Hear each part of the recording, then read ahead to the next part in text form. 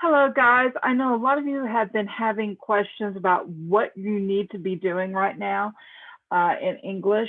Let me go over real quick what you should do every Monday and preferably every day if you could. Number one, check your email. I always send out my newsletter and have important information there for you on Monday morning. Then the second thing you need to do when you log in to your OLS is to check your grade. Now, I'm in student view right now, but I don't have any grades up here, but right up here at the top where this plan maintenance item is, you would be able to see what your grade is in the class, if you have any overdues and things like that. Below that, you'll have your class connect sessions. There, of course, it's Friday, there are none for today. Below that is the this week in is all your announcements, and the first one is always going to be this week in ELA. This works better than even this class plan. Please just ignore the class plan. It populates things early, late. Focus here on this calendar right here. Scroll down to today's date, and you'll see that on the 13th, you should have started lesson 1.01, and you should have finished that up yesterday on Thursday. If you didn't, use Fridays as a catch-up day to get caught up on anything that you didn't finish. And in that 1.01, you should be reading The Child of Urbino. And for next week, you'll see that on Monday, there's nothing really planned. We will have, we're off Monday, but Tuesday, you'll start on lesson 1.02 and you'll read Raphael. There's no computer graded due that day, no teacher graded, no USA test prep. On Wednesday, you're going to finish 1.02 and finish up reading the biography of Raphael if you didn't do it on Tuesday and get all that finished up so that on Thursday, you'll be ready to do 1.03 and you'll read Beethoven's Moonlight Sonata. And there is a computer graded quiz attached to that, but it is not going to be due until Friday, the 22nd at 5 p.m. So be sure and get that done. And it shows down here, computer graded quiz 1.03, no teacher graded, no USA test prep. So that tells you what you should have done this week and what you should do next week. Now, to get to your coursework, you're going to go back up to the top over here where it says content. But before we do that, after you check that out, please go look at your grades. If you see any zeros in your grade book, those are past due items and those need to be completed as soon as possible. All right, so now we're going to go to content to get to our work.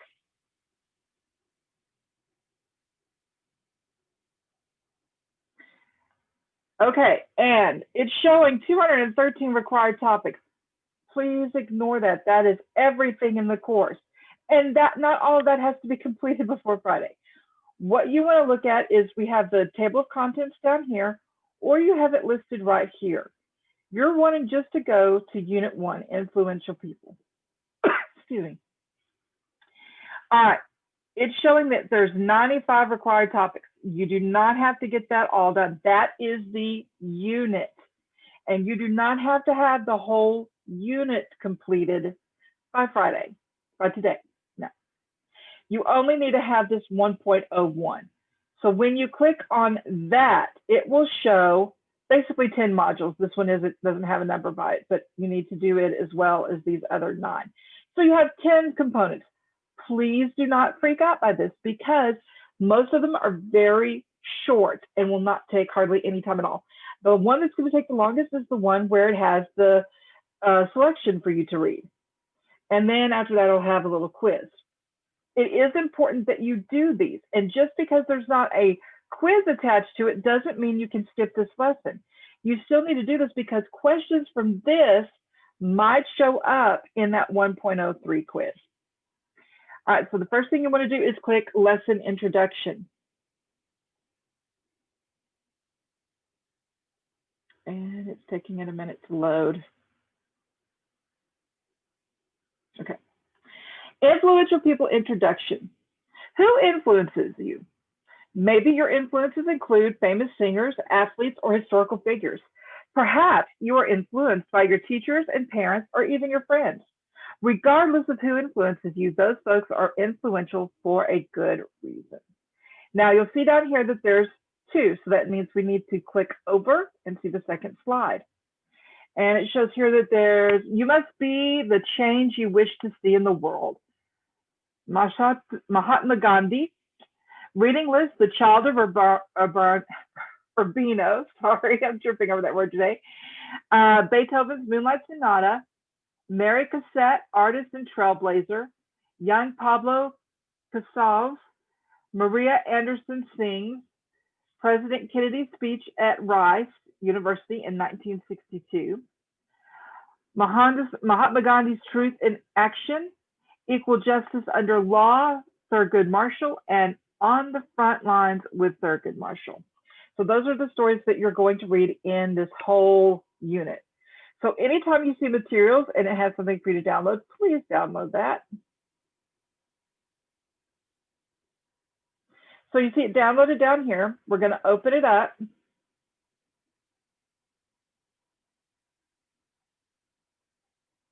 And these are the big objectives. I would go ahead and type your name. Oh, I thought, let me type. You know why? Because this yellow bar is up here. We need to click Enable Editing, and then it'll let me type. There we go. Mrs. Jordan. All right. So you do not have to print this out, but I would have it pulled up and read over it. Okay, so we're going to be talking about author's influence, making inferences, drawing conclusions. We're going to be comparing information from two different sources about the same person.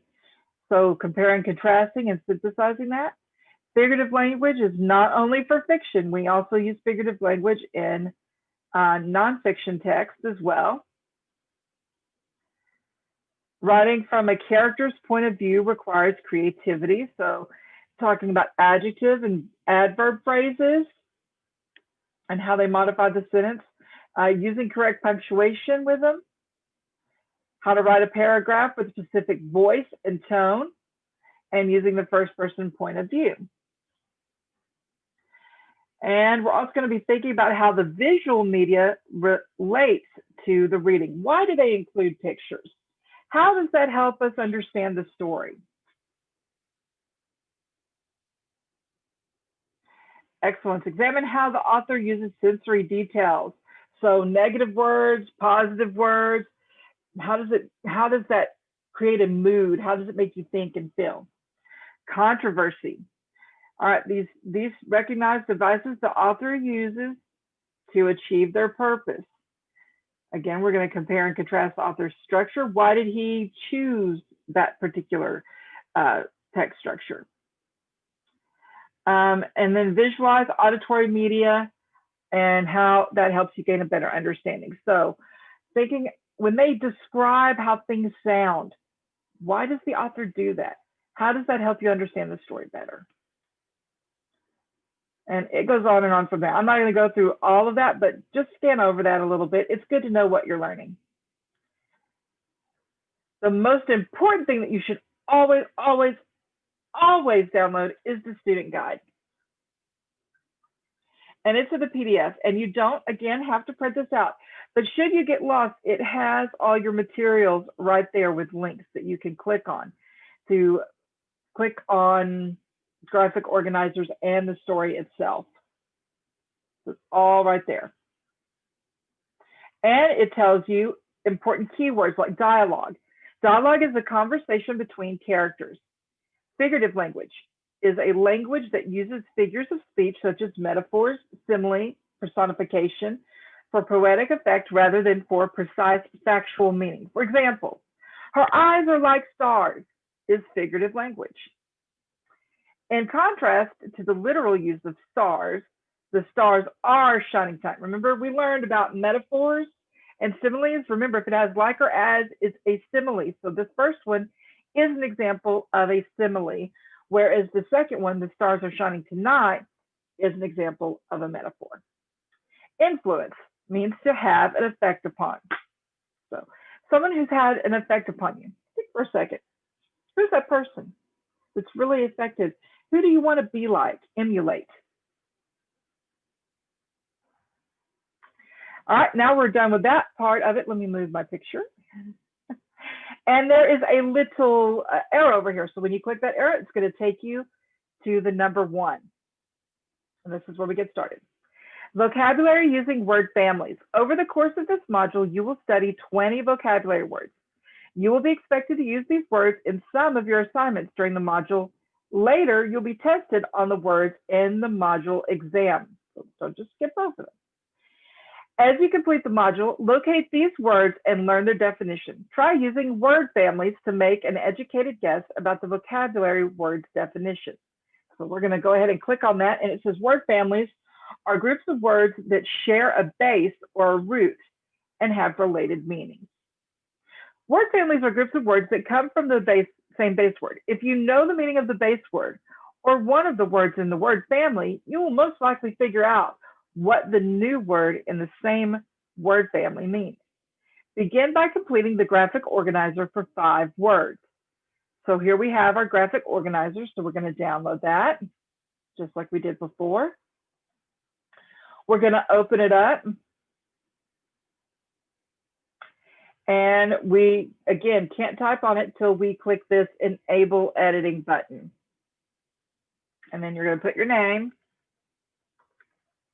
Now, you do not have to turn these into me, but do type in them and keep them for your record. So we're going to pick 5 words. And as we go through, it's going to tell us which words. So I'm just going to move this to my second screen for now. And minimize that. Okay, so here's the vocabulary list. So we're going to fill out this graphic organizer for the vocabulary list. So where'd it go?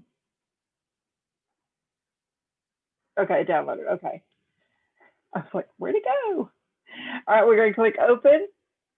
And now it's going to open on my second screen. Just give me a second and I'll pull it over. So here are your words. And again, we have to click this Enable Editing.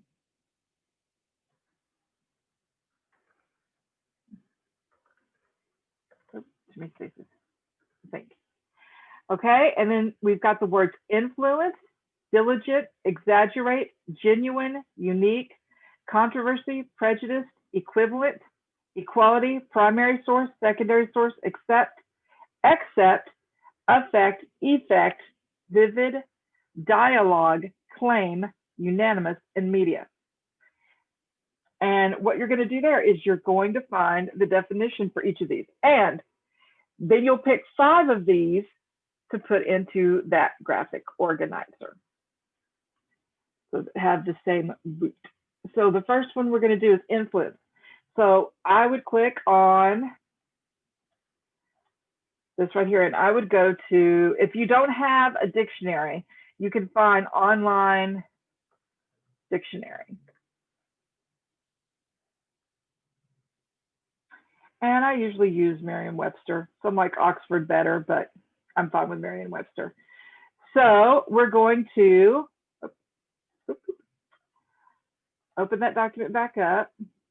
Oh, wait, we already have it somewhere. Hold on, let me find it. I've got a lot of documents open right now. There we go. Influence. And what you can do is you can just copy and then come over here and click paste. Control P. Oh. Control V is what I meant.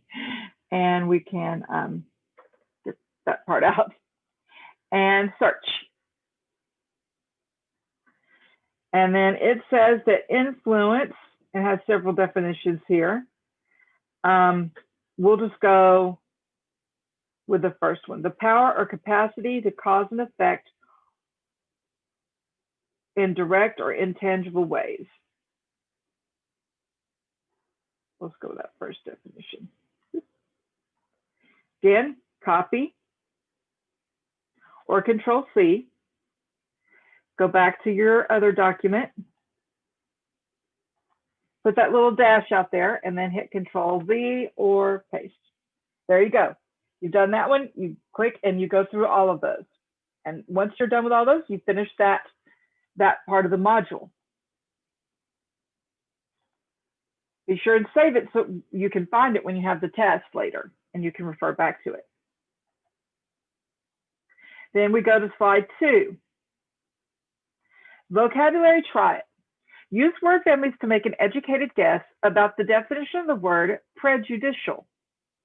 The attorney argued that the witnesses' comments would be prejudicial to the jury. To use word families, try to figure out the meaning of the word based on similar words you already know. You might know that prejudice means having an unfair feeling towards someone or something. From there, you might guess that prejudicial has to do with giving the jury information that would make them see the situation unfairly. You did it. So looking at the base word, which in this case, our base word is judicial. Or if we want to get really base, remember to change the I to E rule when you add something to it like shall. So it would be judge would be the base word. Pre means before, and shall means having to do with. So prejudicial means something giving something before that has to do with judgment. Okay, so that's basically in an eggshell what prejudicial means. So see how knowing base words and prefixes and suffix meanings can help you figure out what a word means. When you're done with that, you go to the next one and complete the graphic organizer. So complete the graphic organizer for each word will help you recognize the word in your reading and correctly use the word in your writing. Reference the blank graphic organizer as you review the different parts for step-by-step instructions for completing the graphic organizer. And this will take it to you step by step. So it says in the middle, we're going to put the word soar. So I'm going to bring this back over here. And in the middle, I'm going to put soar. Okay, done that. Then I'm going to go to the reveal. And that is place the vocabulary word in the middle of your notepad. Use a dictionary to learn the word's definition. So again, we have the word soar in the middle. Sorry. Don't know what happened there. Give me just a second to get back. There it is. We're going to use our dictionary. I don't want to subscribe. That's a cute cat picture. Okay, we're going to go up here and we're going to do soar.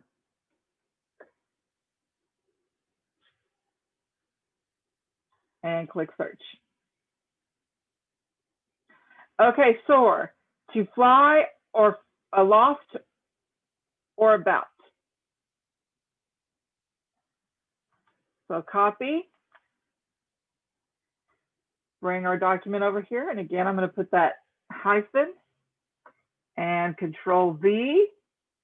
Soar means to fly aloft or about. Okay. I'm going to go back and click return. And I'm going to go to the next one. Soared, soaring. So, okay. In one of these boxes, I'm going to put soars. So right here, I'm going to put soars. And then right here, I'm going to put soared, soaring. Okay, so see that to the main word soar, let me move myself again. To the main word soar, they added an S to make it plural. Then from there, they changed the ending and added the ED ending, which made it in the past, and the ING, which made it a gerund, meaning it's happening right now. Okay, then we click on the next one. The next word we're going to choose is fly. So it's showing it in one. I'm just going to put it over here. Fly. No, I'm sorry, we're going to put it down here on the bottom. Fly. And I bet this is going to be flies, but we'll see what happens. I'm making a prediction. All right, we're going to reveal. It says be free. Use at least one arm to list synonyms of the vocabulary word. As the arms expand outward, continue building connections between vocabulary word and words that you already know. So fly, hit return. So fly means to be free.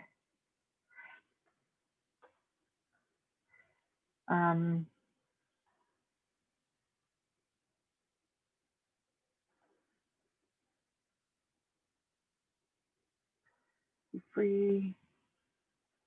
And from that,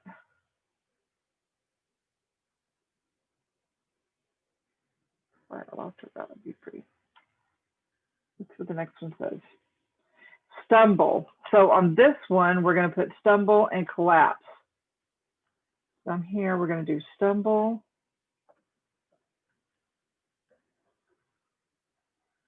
And collapse. Collapse. And if you don't know the meanings of these words, please be sure to check your dictionary. Use one arm to explore the antonyms of these vocabularies. So on the opposite side, what's the opposite of stumble? To walk gracefully flat. What's the opposite of collapse? To stand tall, something of that sort. All right, once you've finished all of this and you've got this graphic organizer completely filled out, then you go to the next one. In this lesson, you will learn about a great artist. More important, you will read about a kind soul. And here's the picture of the artist we're going to be learning about. And see, that's all that is to this part 3. Done like that.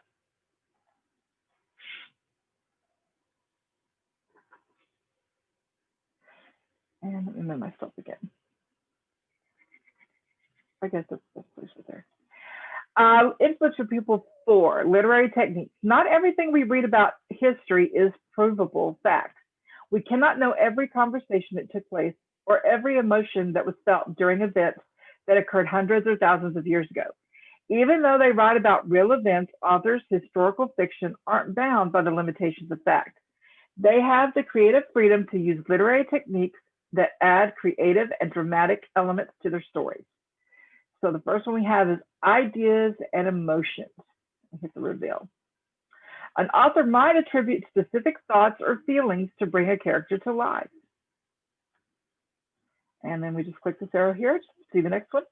Episodes or events. Hit the reveal.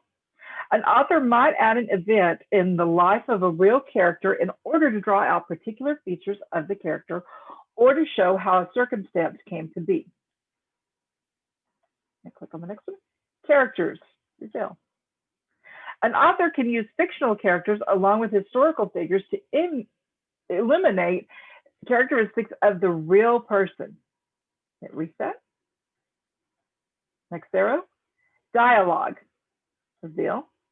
An author can add fictional conversation between historical figures to give readers a better understanding of the character traits and motivations behind the real person. Next word is setting, reveal. An author can use particular setting details to create mood for the story. And once you're done with all those, then you can go back up here to the top right and click on that arrow to go to 5.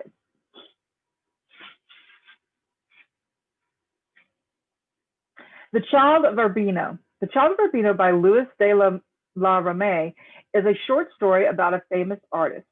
The story not only explains the rise of an influential artist, but also shows that influence, her passionate love of art influenced my decision to take an art course, can sometimes come from surprising places. As you read, remember to imagine the events and actions taking place in the story. Read The Child of Urbino by Louis de la Ramée. Use the reading graphic organizer to apply reading strategies. So we're going to download this, and it's going to download right here. And when it's done, we're going to open it. Again, it's going to open on the second screen. But I'm going to pull it back over here so that you can see it. And again, in order to type on it, I'm going to have to click on this Enable Editing.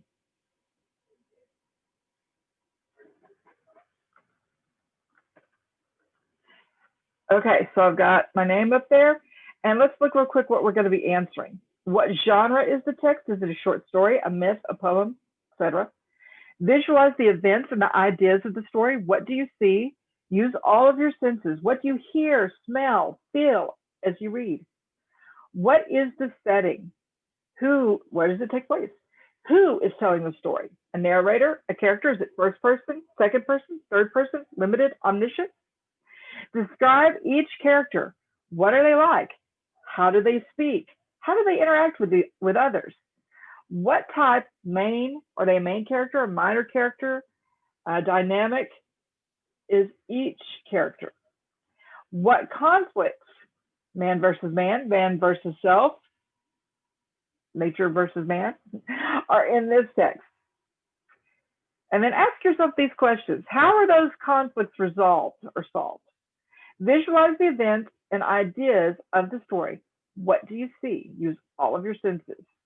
So they give you several of this and give examples of literary elements. If you see a simile or metaphor, if there's some kind of a stereotype, if they use personification, that's when like an animal talks, takes a human characteristic. How does this language help you to visualize it? And always be looking for the theme or main idea and give details that support that. Okay, so I'm going to put that on my second screen. If you have a second screen, it's a wonderful thing. If you don't, just minimize it and click back and forth as you feel like you can answer those. All right, so now to get to the story, we're going to click here on this link.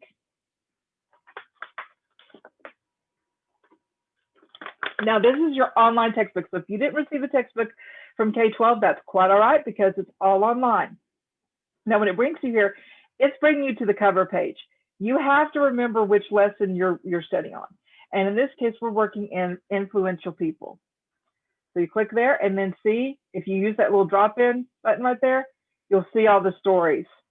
And here's The Child of Urbino. It should be on page 300 of your online textbook. The Child of Urbino by Luis de la Rame. Long ago in the city of Urbino, there lived a master potter named Bendito. Bendito had a daughter, Pacifica, whom he loved very much. But the dearest thing in the world to him, dearer than Pacifica, was his pottery. And his greatest sorrow was that he had no son to carry on his art. The sorrow was the greater because across the mountains, a younger man was gaining fame as a potter, and in time seemed likely to outdo Bendito and the pottery of Urbino.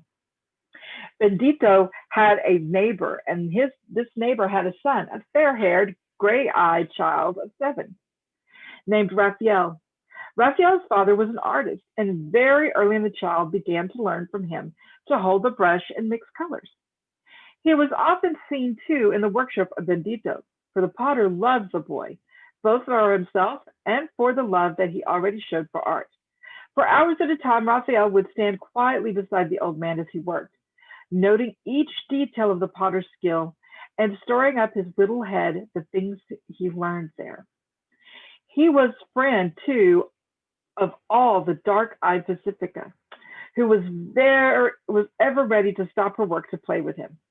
But best of all, he loved big, gentle Luca. Luca had come down from the hills to learn the potter's trade from Bendito. He was tall and straight, and he loved Bendito's daughter with all of his heart. Okay, then we'll scroll down. Go to the next page. Might be a love triangle involved here. But alas, poor Luca, good and handsome though he was, would never be an artist. He knew it. He knew also that Bendito would never look with favor upon any but a great artist as the husband of Pacifica. And he despaired ever winning her over. Okay, so if you don't know what these words are, click on it. It goes down to the bottom where it says favor means approval. Despaired means lost all hope.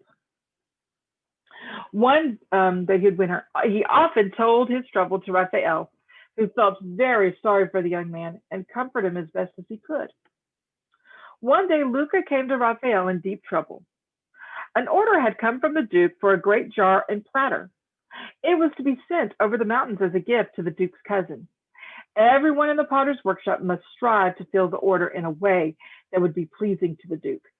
Bendito had let it be known that the man who was lucky enough to please the Duke might become Bendito's partner and likewise his son-in-law.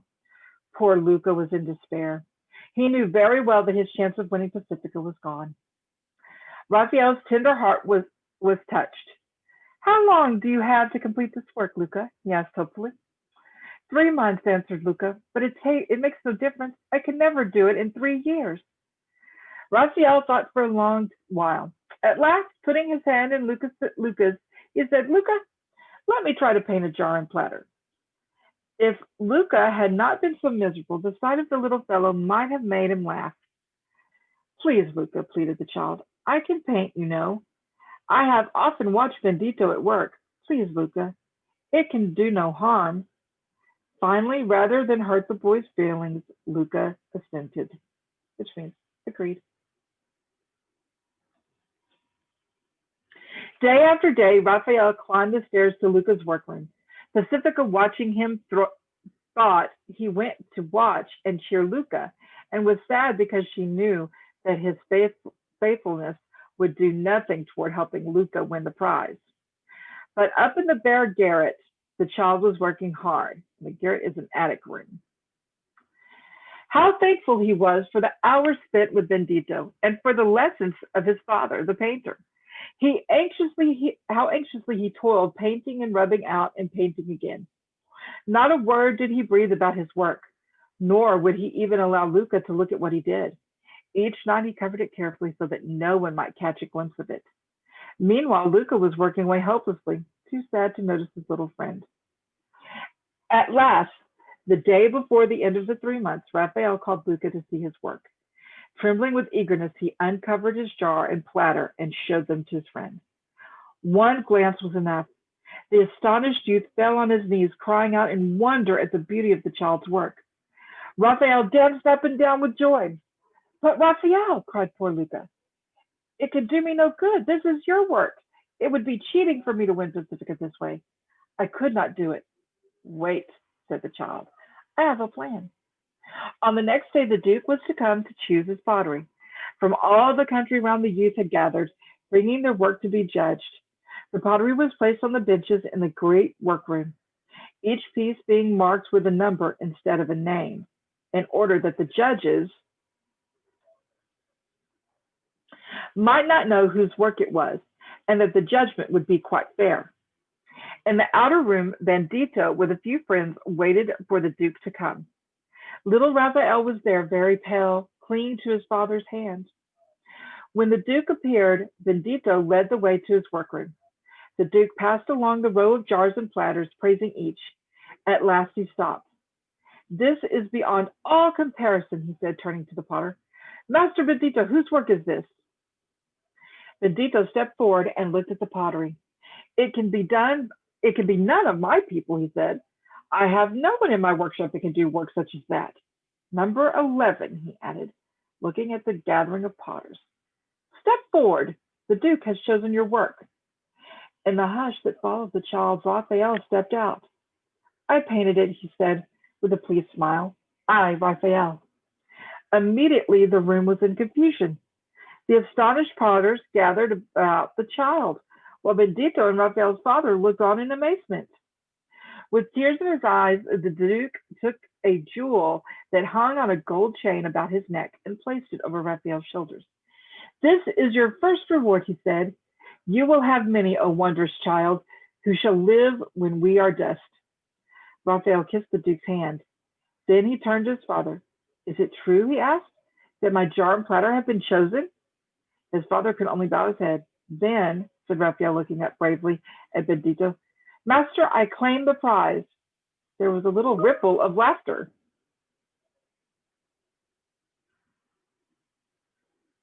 Sorry.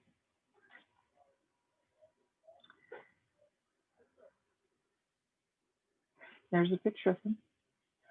I am your pupil, said the child. If you had not taught me your secrets, I could never have painted these. Now, dear master, I give my right to my friend Luca, who is the honest man in all the world and does love Pacifica as no other can do. Bendito burst into tears. Indeed, he said, I can refuse him nothing. He will give such glory to Urbino as the world has ever seen. And the words that Bendito spoke were fulfilled in the years to come. And I'm thinking that's the end. Yep. It moves into Beethoven's sonata. So then you can go back, and what I'd like for you to do after you've read it through once is to go back and look for those elements to fill in your graphic organizer. So let's talk about it. Which genre is this? Is it a short story, a myth, or a poem? Well, it tells us in the beginning, read this short story. There we go. Where's the setting? Urbino. See if you can find the country. Who is telling the story? Is it first person? Is it a narrator? I want you to think about that and tell me that. And then we have several characters. We have Bendito. We have Pacifica. We have Luca. And we have Raphael. Let's see, did I get them all? And we also have Raphael's father.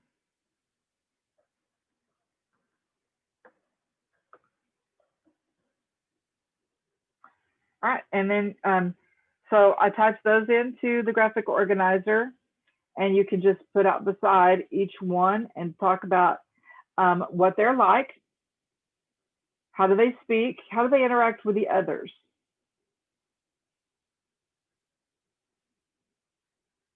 So like Luca, we know that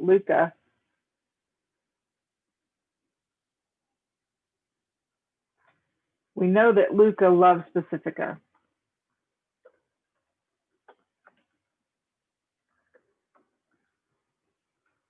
Okay, but there's other things about Luca that are interesting to know.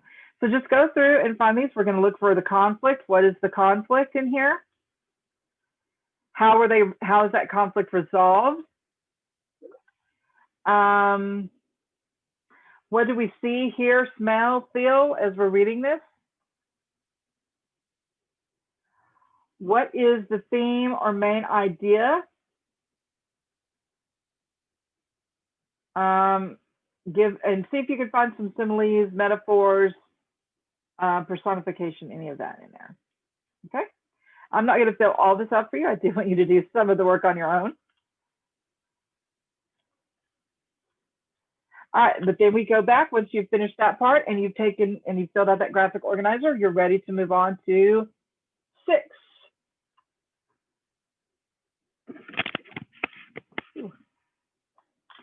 After you finish reading The Child of Urbino, answer these questions. Okay, I'm not going to go through all these questions with you, okay? But what I want you to do is open up a new Word document. So I'm going to File, New, in Word, so that I have a new Word document here. And it'd be a good idea for you to create on in your computer a file folder for just English stuff. And then within that file folder, put OLS work. And you might even get it down to Unit 1. And what I would title this is 1.01 Study Questions.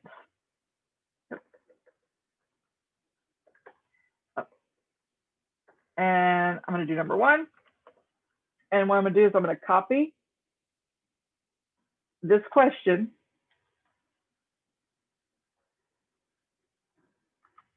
Copy.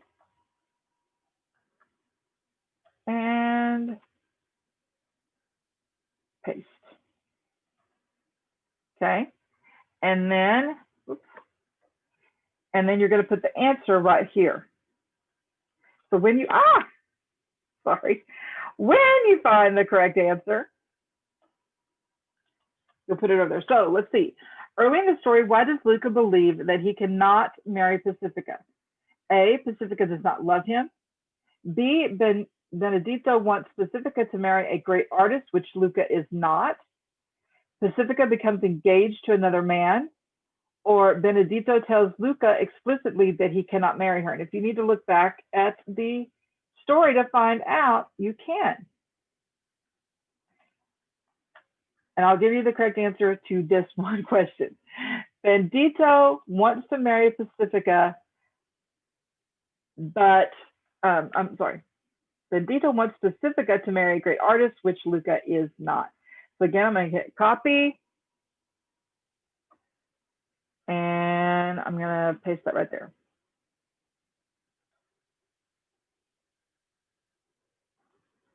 And that did not work out right. Hold on, give me just a second. Okay, and that's the answer. And then you'll go down. Let me do it. And you'll do that for the second one and the third one and so on and so forth until you get all of these questions answered. Once you've answered all of the questions, then you'll go on to 7.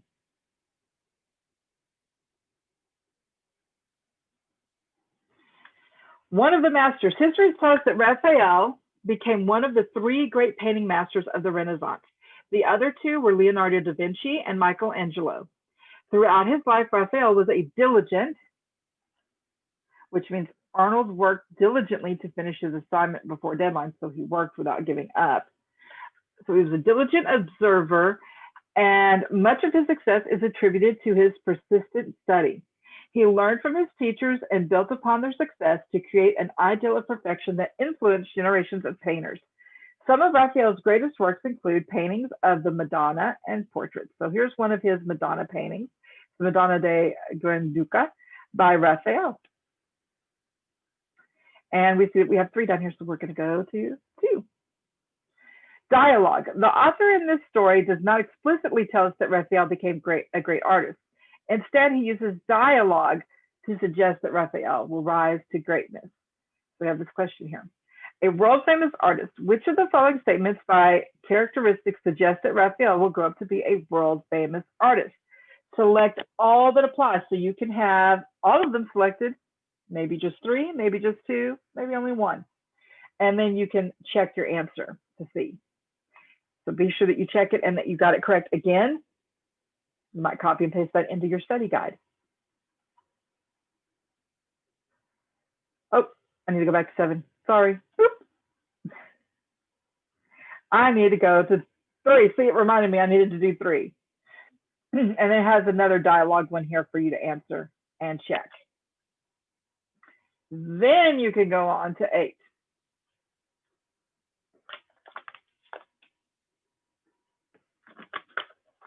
All right, other techniques for developing character. The dialogue in the story helps us understand the characters and their motivations behind their actions. What characters say and how they say it helps reveal how they are feeling and how they relate to others in the story. What are some other techniques the author uses to help us get to know the characters in the story? Some of these might include a character's actions, a character's thoughts, and the ways in which other characters respond to a character. What does the author do to make Raphael into a believable, sympathetic character? I want you to think and write down your answer, then check it here, and then copy and paste that in your study guide. Do that for those 2. So you can, and remember, these notes that you're taking, you get to use on the 1.03 test. When you finish answering those questions and checking your answer to make sure your answer is correct, and copying and pasting that study guide, then you're ready to move on to number 9. Putting it all together. Have you thought about who influences you? We begin this lesson discussing the people who have influenced us in our lives and how they do so. Influence extends beyond our personal lives into history.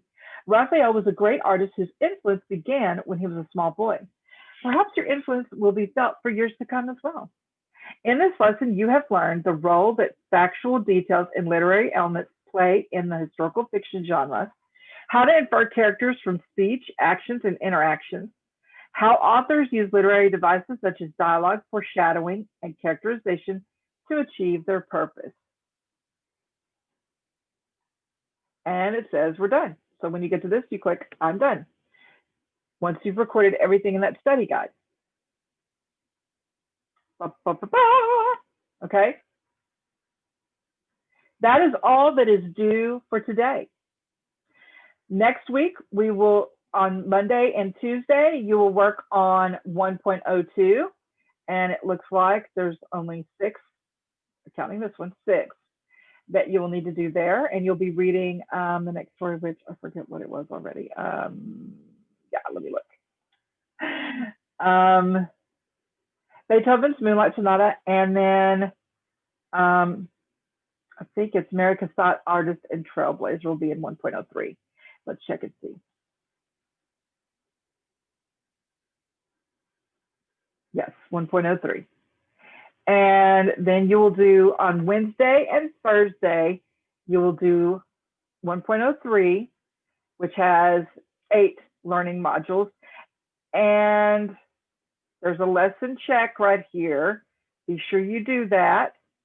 And then after Monday, after we have class together, and I know everybody has watched this video, the quiz will open up where you can take the quiz. Okay? But try not to do those quizzes until you've taken good notes. Remember, you can use your notes on those quizzes.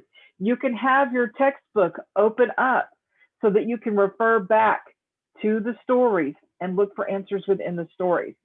Plus, if you don't do so well the first time, you have 2 more chances to make an 80 or better. There's no reason at all to fail these OLS quizzes. I expect that's a thing of the past. You're going to come in, you're going to do these properly, and use your notes, take good notes, use those notes on the quiz, and be successful. If you need any help, if you have a question, please email me at ljordan@tvahallsville.org or call me at 254-307-0033.